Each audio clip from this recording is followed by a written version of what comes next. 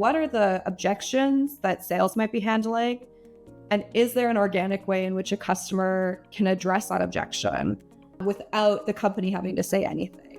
It's those real, honest glimpses into the human behind the professional that prospects are actually looking to see when they're evaluating your solution. Customer marketers suffer from the issue of build it and they will come, but that doesn't work. Build it and then socialize it and tell them exactly where to find it every single day. And then eventually they will come. Hey, Alexie, thanks so much for joining us today. I'd like to dive right in with customer marketing.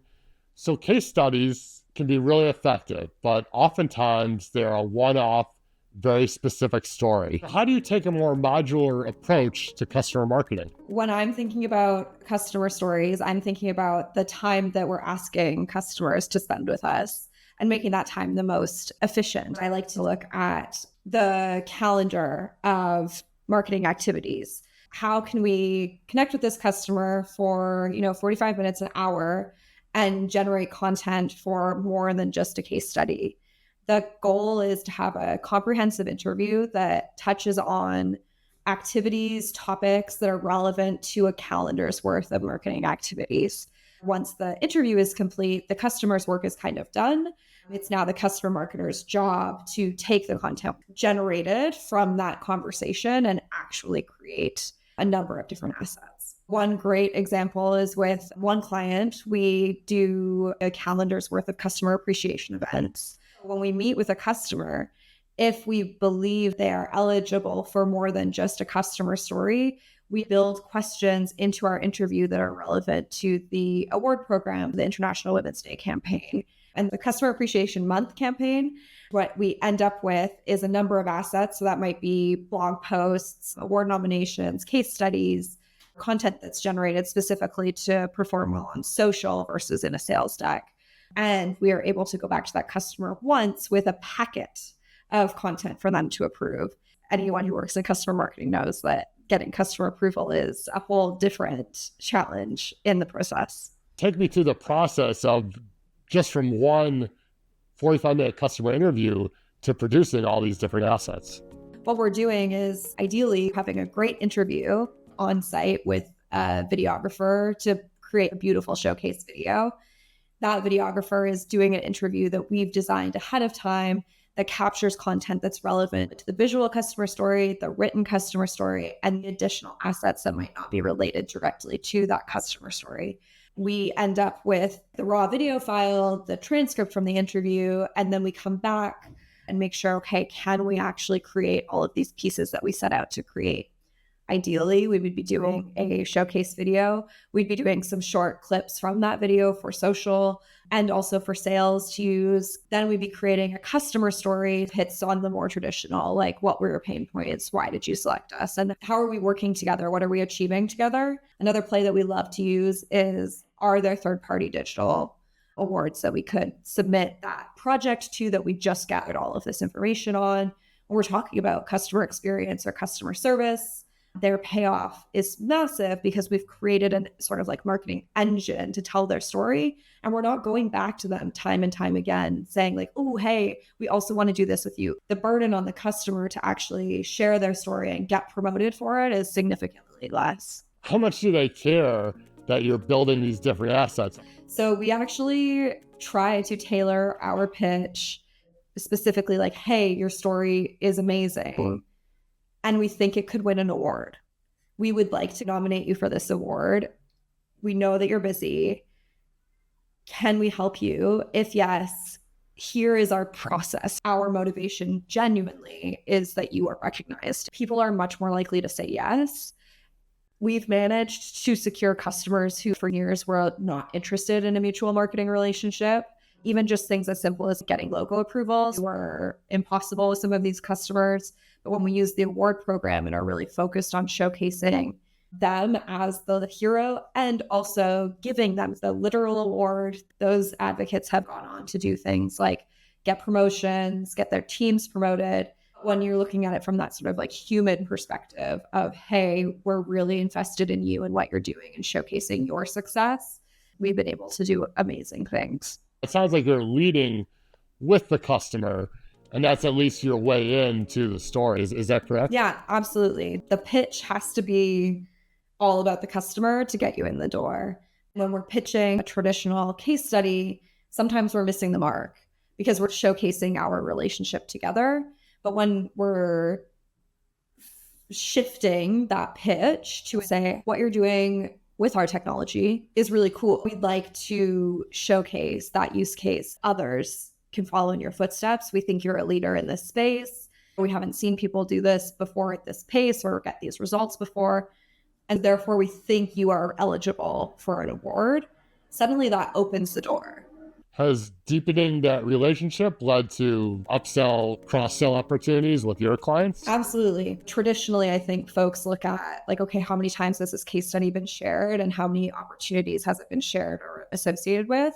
But what I also like to look at is who did we feature in that case study and what has the relationship been?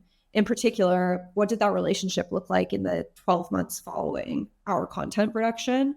In general, it's like when we engaged with that customer during the content creation, was there an upsell? Was there an expansion opportunity? Was there any opportunity in progress? If no, is there an opportunity in progress now? So yeah, there's a definite benefit from a financial perspective and in deepening that relationship from the customer to seller perspective. It sounds like it's a long-term play, so there could be opportunities next year, next quarter, that those customers will remember and keep coming back. Yeah, we have customers who, let's say we did the full content production with them in 2024. When 2025, they know we're running the award program again and they want to be nominated again. And so they're going to come back to us and say, hey, some of our story is the same, but we actually adopted this new technology. Maybe we implemented a new partner or an integration, and we've got these new results. And so then we're actually able to refresh our content year over year with that customer without even needing an interview sometimes. We're able to use their existing content. But beyond that, we also have customers who say like, hey, we loved participating in this. We loved being recognized by you. And we'd like to tell our story in a different format. We say, no problem. Why don't you hop on a webinar and tell your story to your peers where you can have some of that one-to-one or one-to-many interaction live, and you can share that with your team or boss that you've been featured as a speaker and a thought leader in the space. So yeah, they're super happy.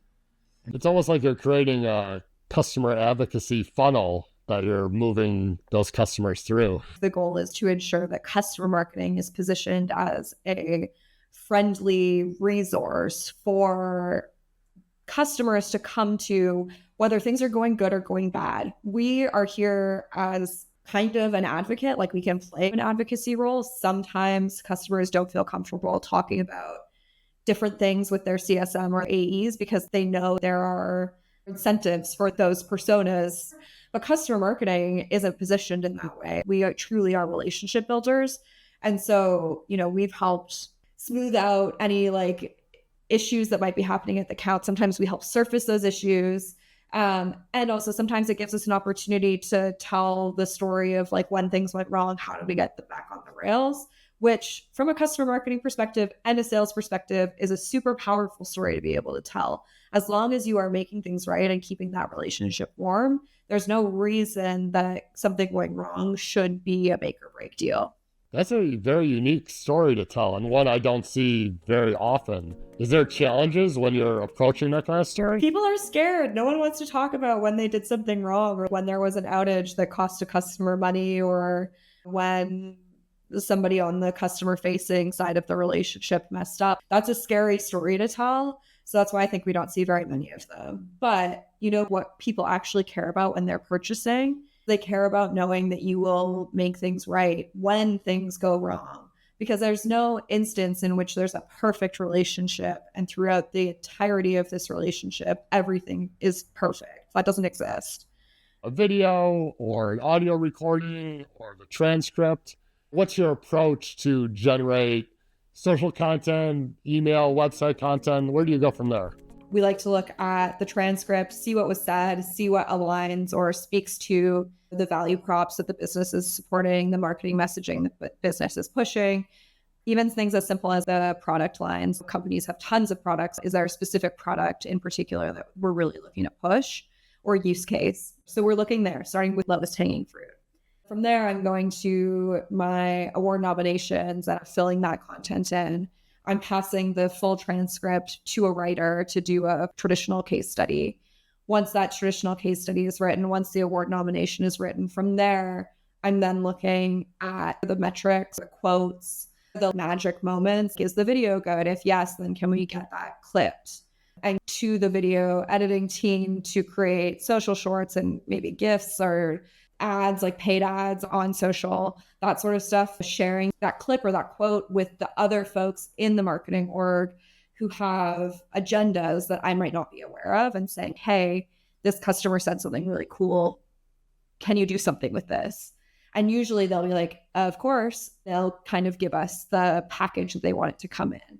And we help them get that there, which in turn benefits the customer marketing org. Maybe we're contributing to demand gens like content generation, but I can also turn around and say to the CMO, look at all the customer content we generated this year. You talked about magic moments. How do you know when a moment is magical? Can you unpack that a little bit? Right at the end of the interview where everyone's feeling casual and then suddenly the interviewee is like, and so-and-so's company's solution, they actually have totally changed my job because last year I was able to support sales doing X times new revenue. You were able to help me do things I didn't even imagine were possible.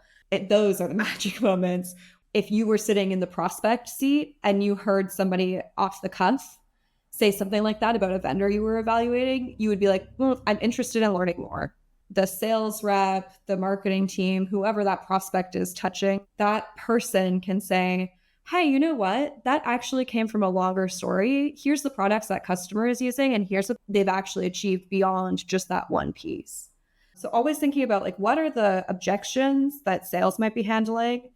And is there an organic way in which a customer can address that objection without the company having to say anything? I think those are the magic moments. So it's almost like a hook, like you're trying to grab attention in the hopes that the reader or viewer will want to learn more. Absolutely. The vast majority of people are not reading case studies, but customer marketers are still being told they need case studies because sales is still saying they need case studies. But what we're actually trying to provide is social proof, right? Social proof that what we say is true, not from our mouths, right? And so how can we guide our customers who are already feeling those feelings into saying that magic piece? Then we can grab the attention of the people who are asking, what is the point of working with this vendor? Or why would I choose this vendor over that vendor? A customer will naturally answer. You just have to guide the conversation in such a way. I think a key point you mentioned is that it often occurs at the end of a recording session because it takes a little while for them to get comfortable with the process.